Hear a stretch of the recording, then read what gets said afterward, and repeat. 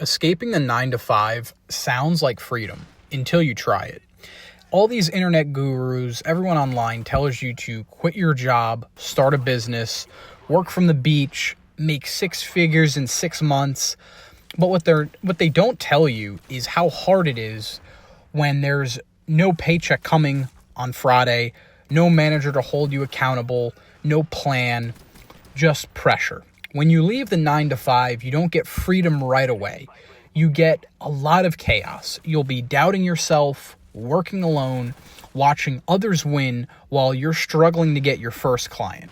This life is hard, but it's something that I believe everyone should at least try and give it a shot. But I want to explain today in this video what the internet gurus are not telling you. So, the first thing I want to talk about is the dream versus the reality. So, they sell you the dream. All these YouTubers, internet gurus, they sell you the dream, right? All the perks, all the glam, all the great things about leaving the 9 to 5 rat race, starting your own business, working for yourself, whatever that might look like. But they skip the pain, right? They skip that part. Leaving your job, like I said, it sounds exciting until you're broke with no structure.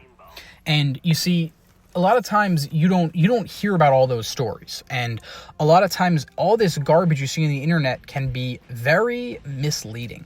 And it paints the wrong picture about entrepreneurship and owning a business and working for yourself.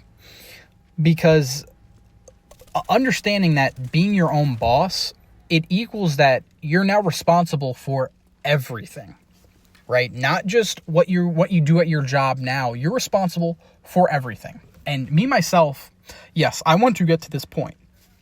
But I understand that it is very difficult, especially when you don't have a good circle around you, right?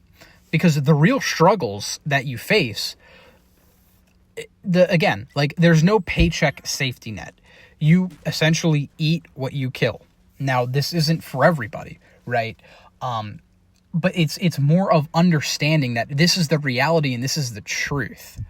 And a lot of people, when they don't have that circle, when they don't have a team, they find themselves very isolated. And that's what I kind of feel right now. I mean, yes, I still have my job, but I've been trying to start an AI automation agency.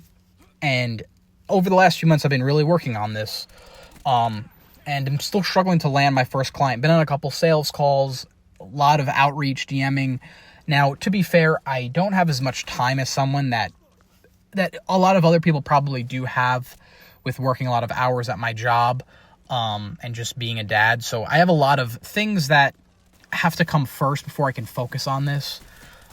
So I understand that part of it's real. So I fully expect me to take longer than other people. But the reality of it is it's very isolating. You don't have a team. You don't have a manager. There's no structure. It's just you. So a lot of times it comes with a discipline gap that a lot of people don't expect. You have to manage your time, focus, and your energy. You have to bring the intensity every single day. I mean, think about it. I find myself guilty of this. There's plenty of days, most days at work, at my job, I come, ready to go. I'm always giving it my all, always, right? Not always, but most days I'm like that. But there's always some days where you kind of just slack off. You're not feeling it. Maybe you didn't get enough sleep last night. Maybe you're going through something personal. Something's going on. We've all been there.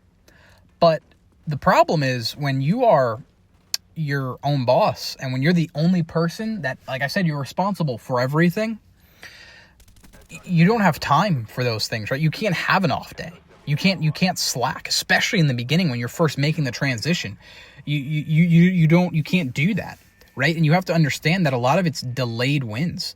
Results don't come fast, regardless of what the gurus tell you, but the bills do. The bills stay the same, right? All your responsibilities, all the things you have to be responsible for paying for, right? All those things still have to they'll still have to happen. But the results don't always come very fast, and you might get results and then you have to go through a drought, and you can get stuck in that cycle depending on what your business model is, whether you're maybe freelancing, whatever, maybe what you're doing is seasonal. So there's so many things that you have to understand, that a lot of this stuff is a lot of wins that come at a cost, right?